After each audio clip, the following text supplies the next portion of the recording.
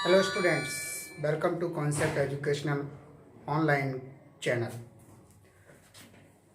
Corona virus का effect अभी भी कंटिन्यू है, बाहर निकलना नहीं है, घर में ही रहना है, इसलिए ऑनलाइन एजुकेशंस को ज़्यादा प्रेफरेंस देनी है। पिछले 2 वीडियोस में हम आपको इलेक्ट्रिक चार्ज और कूलम्ब्स लॉ के बारे में बता चुके हैं। आज हम आपको इलेक्ट्रिक फील्ड के बारे में बताने जा रहे हैं। This is the 12th class CBSE board syllabus of chapter number 1 Coulomb's law and electric fields। जैसा कि हम सब लोग जानते हैं कि हम लोग यूनिट पढ़ रहे हैं electrostatics. Electro means electrons, statics means you can say stability. मतलब हम लोग एक ऐसे इलेक्ट्रॉन के बारे में डिस्कशन करने जा रहे हैं जो अपनी जगह पर स्टेबल है, मूव नहीं कर रहा है।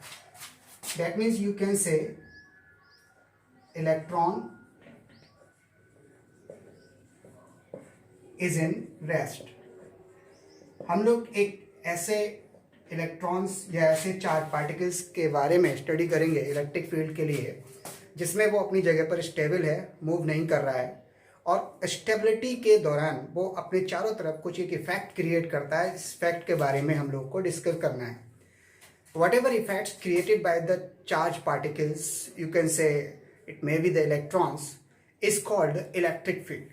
कैसे, इसके लिए हम आपको एक एक्सप्लेनेशंस के थ्रू समझाने की कोशिश करते हैं कि व्हाट इज इलेक्ट्रिक फील्ड।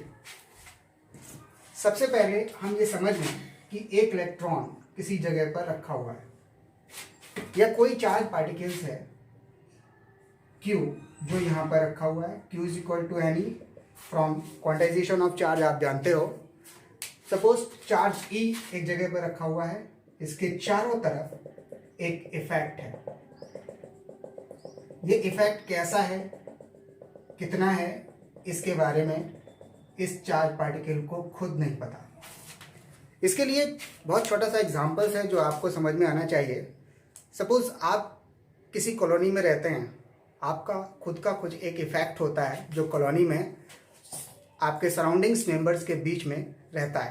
अच्छा या बुरा कुछ भी हो सकता है, आप नहीं जानते आपके बारे में आपके पड़ोसी क्या सोचते हैं। बट अगर आपको अपनी क्वालिटी या अपने बारे में एनालाइज करना है तो एक आपका फ्रेंड आपकी कॉलोनी में एंट्री करेगा और वो आपके बारे में इंफॉर्मेशन लेने की कोशिश करेगा, तो उसको आपके पड़ोसी आपकी इंफॉर्मेशन डिफाइन करेंगे।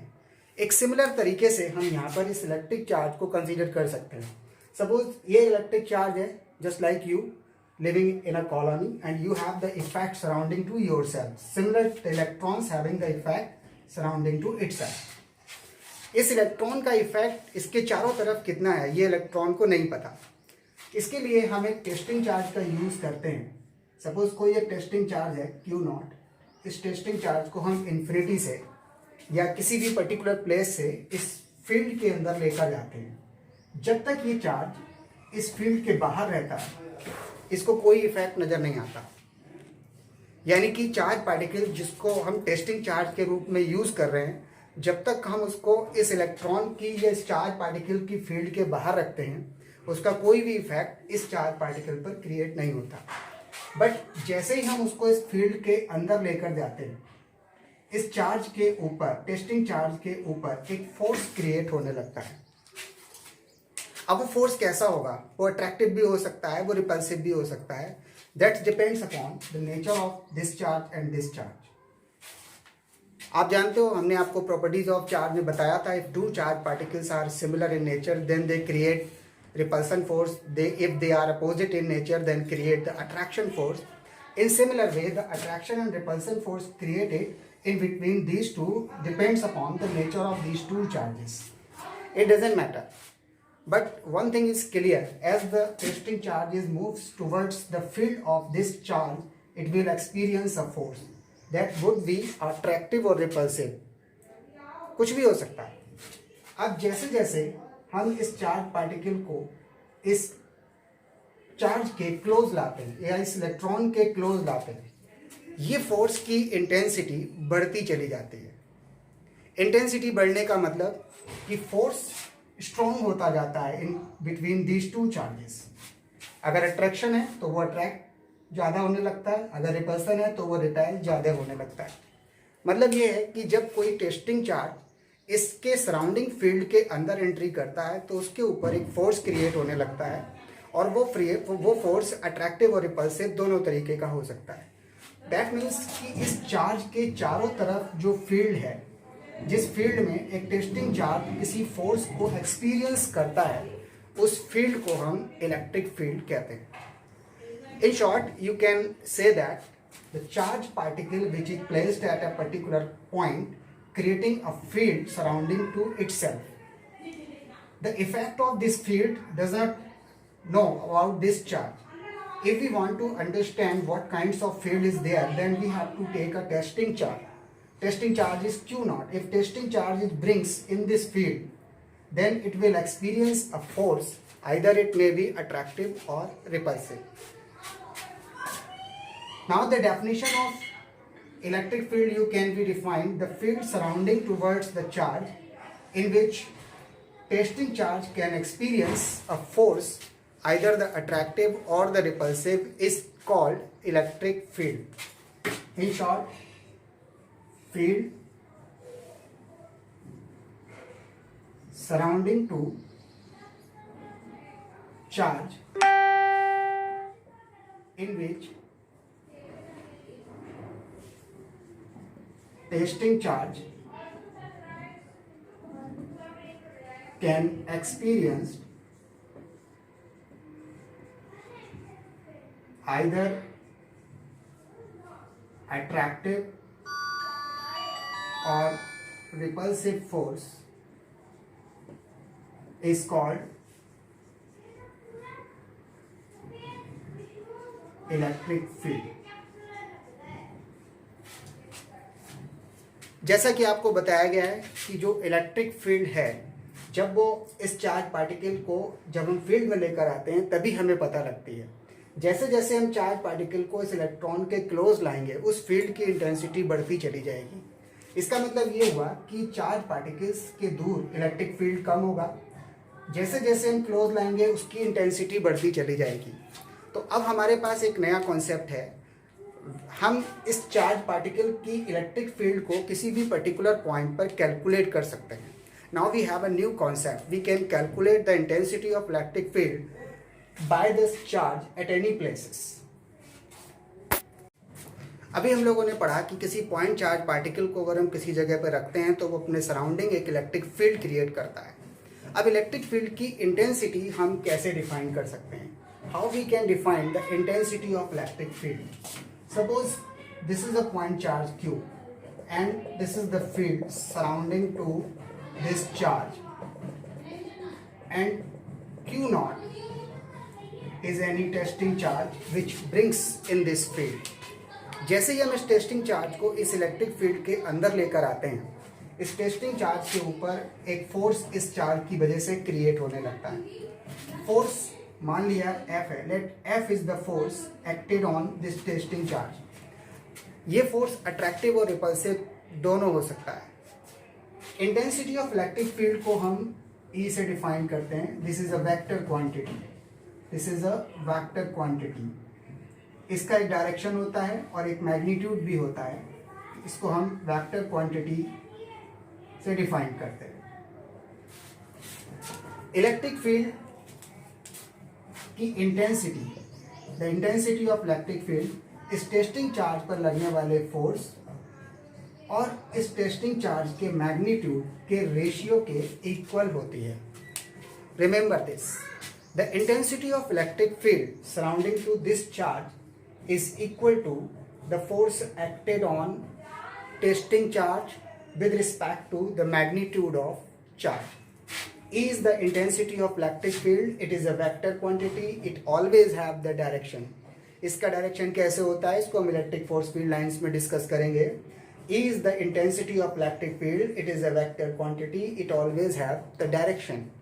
And the intensity of electric field due to this point charge is defined the ratio of the force acting on the testing charge with respect to the magnitude of this charge. In short, you can write this: E is equal to F upon Q, and its unit is Newton per Coulomb. Newton is the unit of force and Coulomb is the unit of charge. जैसा कि हमने पढ़ा कि किसी भी point charge के surrounding एक electric field create होती है। अब एक कॉन्सेप्ट ये है कि वो इलेक्ट्रिक फील्ड जैसे जैसे हम चार्ज पार्टिकल से दूर जाएंगे, as we moves away from the charge particle, उसकी इंटेंसिटी कम होती चली जाएगी, और जितना हम चार्ज पार्टिकल के क्लोज आएंगे वो इंटेंसिटी बढ़ती चली जाएगी। That means different points having the different intensities of electric field. अगर हम किसी पर्टिकुलर पॉइंट पर इलेक्ट्रिक फील्ड को कैलकुलेट करना चाहते हैं तो हमें क्या करना होगा? What we can do to determine the electric field due to a point charge at any particular point. इसके लिए हमारे पास एक छोटा सा एक्सप्रेशन है। अब हम कैलकुलेट करने जा रहे हैं electric field due to a point charge.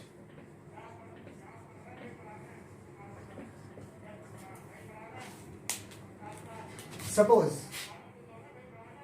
O is the point where plus Q is the charge placed at O. इसके चारों तरफ एक इलेक्ट्रिक फील्ड होगी। हमें इससे स्मॉल r डिस्टेंस पर कोई एक पॉइंट गिविंग है, जिस पॉइंट पर हमको r डिस्टेंस पर इलेक्ट्रिक फील्ड को कैलकुलेट करना है। We are going to calculating the electric field at point P due to this point charge plus Q. Obviously हम जानते हैं कि अगर हम किसी पॉइंट पर इलेक्ट्रिक फील्ड को कैलकुलेट करना चाहते हैं तो ये ज़रूरी है कि उस पॉइंट पर एक टेस्टिंग चार्ज को हमें लाना पड़ेगा, because testing charge is the that charge which can determine the intensity of electric field, which can analyse the electric field due to this charge. ये चार्ज खुद अपने इलेक्ट्रिक फील्ड को कैलकुलेट नहीं कर सकता। इस पॉइंट पर हमें एक इलेक्ट्रिक फील्ड को डिटरमाइन करने के लिए टेस्टिंग चार्ज को यहाँ पर रखना पड़ेगा। Suppose Q0 is the testing charge which we have to place at point P। हमने Q0 टेस्टिंग चार्ज को इस पॉइंट P पर रख दिया। अब हमारे पास दो चार्ज पार्टिकल हैं, Q और Q0, जो स्मॉल r डिस्टेंस पर हैं। ये इलेक्ट्रिक फील्ड क्रिएट कर रहा है और उस फील्ड में ये टेस्टिंग चार्ज रखा हुआ है।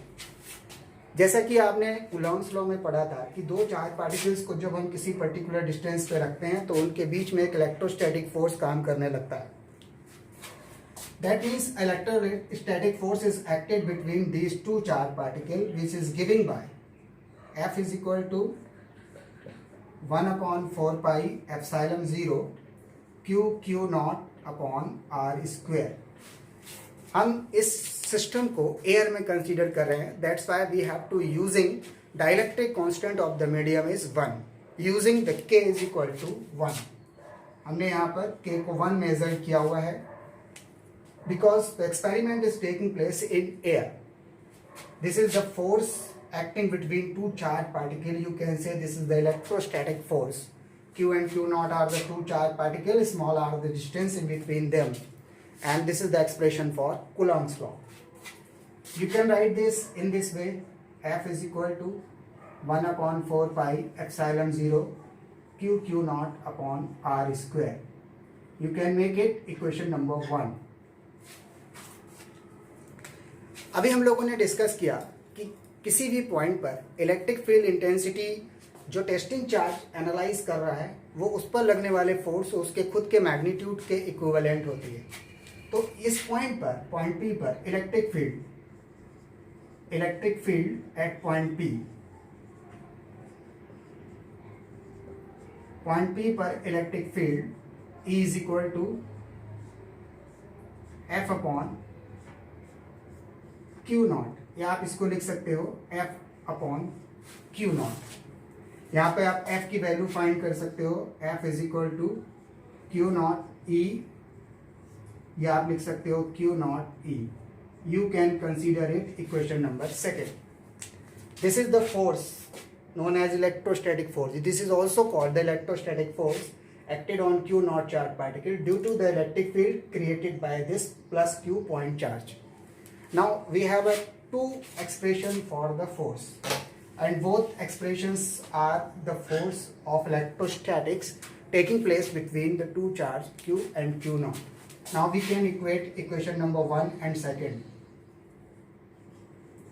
Equating equation 1 and second, we get Q naught E is equal to 1 upon 4 pi epsilon naught Q naught upon R square. You can cancel out Q naught. Now we get E is equal to 1 upon 4 pi epsilon naught Q upon R square. This is the expression for electric field intensity at any point due to the plus Q charge. This is a point charge. Now we can analyze the intensity of electric field. You can write here 1 upon 4 pi epsilon 0 is equal to K. This is a proportional constant, you know it. The value of 1 upon 4 pi epsilon 0 is 9 into 10 to the power 9. 9 into 10 to the power 9. Newton meter square per coulomb square. Now we have E is equal to K Q upon R square. हमारे पास दो expressions create होते हैं. Electric field intensity दो चीज़ों पर depend करती है.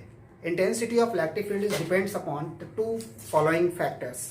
The first factor is it is proportional to the amount of charge. ये उस अमाउंट ऑफ चार्ज के प्रोपोर्शनल है जिसकी वजह से हम इलेक्ट्रिक फील्ड को क्रिएट करने जा रहे हैं. This is the amount of charge which creating the electric field. ये चार्ज जितना ज़्यादा बड़ा होगा इलेक्ट्रिक फील्ड इंटेंसिटी उतनी ही ज़्यादा होगी. चार्ज को हम बढ़ाते जाएं, इलेक्ट्रॉन्स को हम या तो यहाँ पर इंक्रीज कर दें या यहाँ पर डिक्रीज कर दें. Number of electrons either increase at this place और decrease at this place. The amount of charge is increase. Amount of charge positive भी हो सकता है, नेगेटिव भी हो सकता है. दोनों ही इलेक्ट्रिक फील्ड क्रिएट करेंगे और वो इलेक्ट्रिक फील्ड इस चार्ज के प्रोपोर्शनल होगी. Second one, E inversely proportional to R square. E electric field intensity distance के स्क्वायर के इन्वर्सली प्रोपोर्शनल है. जितना आप चार्ज पार्टिकल से दूर जाएंगे, जितना आप डिस्टेंस कवर करेंगे, इलेक्ट्रिक फील्ड इंटेंसिटी उतनी ही कम होती चली जाएगी.